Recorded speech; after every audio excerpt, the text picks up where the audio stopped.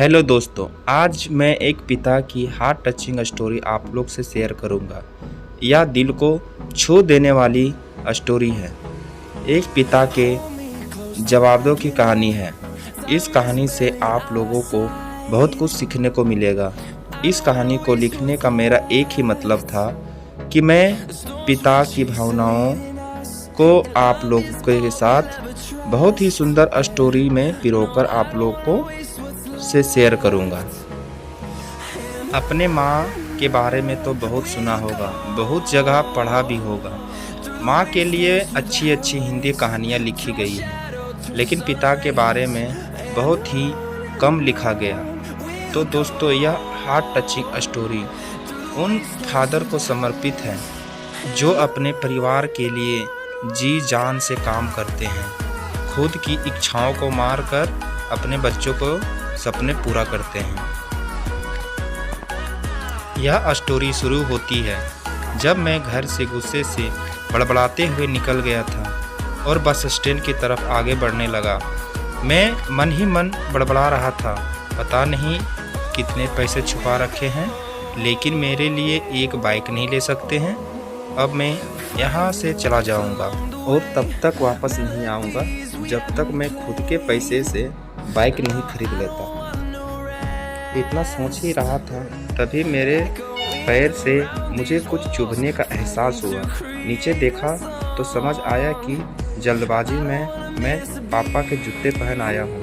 उन जूतों में कील उभरी हुई थी जो मेरे पैर में बार बार घाव किए जा रही थी, लेकिन उस समय गुस्सा अधिक था तो मैं बिड़बड़ाते हुए आगे बढ़ गया।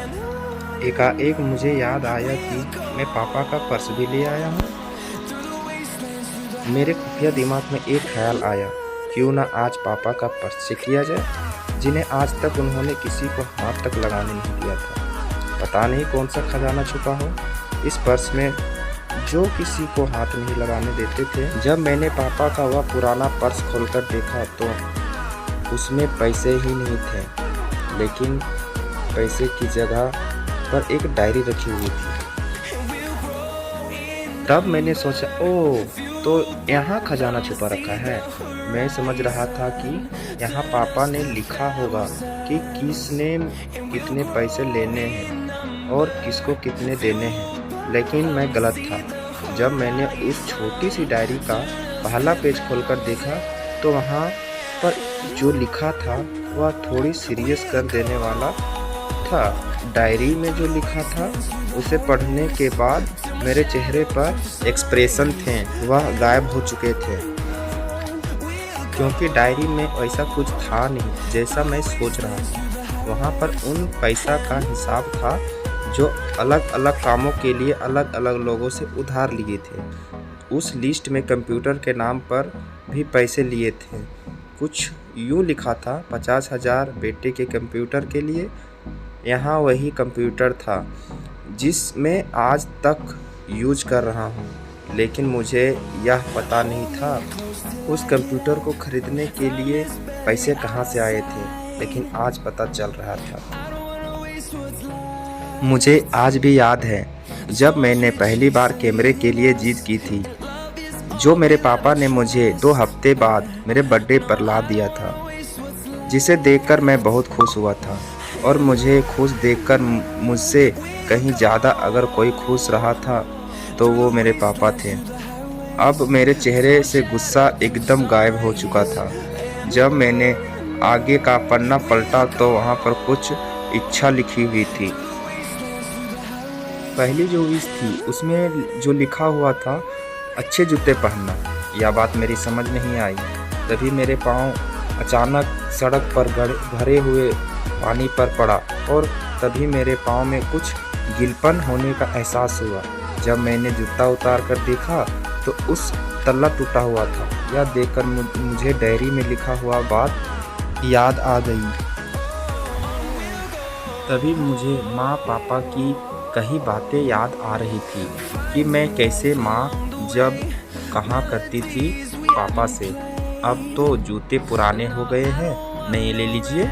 तो पापा अक्सर यह कहकर टाल दिया करते थे, जूते अभी और चलेंगे, अभी कुछ दिन पहन तो ले लें तो।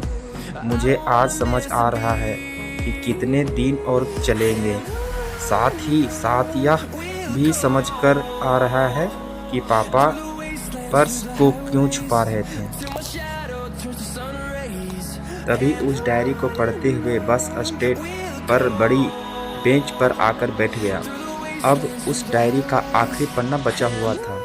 उस पन्ने को जब मैंने पलटकर देखा तो वहाँ कल की डेट लिखी हुई थी। तारीख के नीचे लिखा हुआ था 50,000 रुपये बाइक के लिए।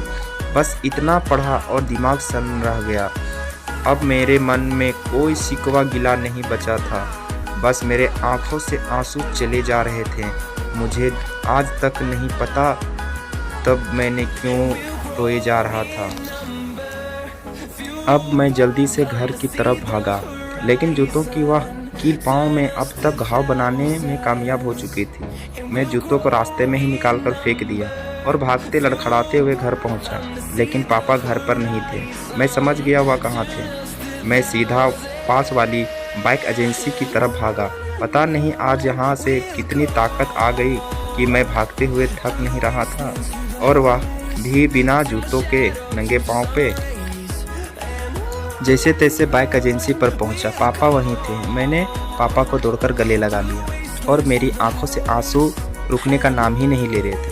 पापा को समझ नहीं पा रहे थे आखिर क्यों, क्या हो रहा है, क्यों रो रहा हूँ मैंने पापा से कहा, पापा मुझे मोटरसाइकिल नहीं चाहिए, आप अपने जूते ले लीजिए। अब आज से मैं जो करूँगा अपनी मेहनत से अपने बलबूते पर पढ़कर करूँगा।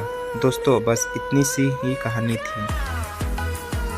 जो अपने बच्चों से उन्हें बिना जताए छिपाकर प्यार करता है, खुद की इच्छाओं को मारकर बच्चों के लिए सपने देखता है और उसकी इच्छा और खुशी में ही अपना खुशी देखता है। मुझे नहीं पता कि आप अपने पेरेंट्स की इज्जत करते हो या नहीं, लेकिन अगर आपके पास पेरेंट्स हैं तो आप अपना खुश नसीब हो, क्योंकि इस दुनिया में बहुत से लोगों को पेरेंट्स का प्यार नहीं नसीब होता है। अंत में यही कहना चाहूँगा कि अपने माँ बाप की भावनाओं का सम्मान करें और आदर प्यार करें। Thank you. आप इस कहानी से क्या शिक्षा मिला आप कमेंट में ज़रूर बताएं। Thank you.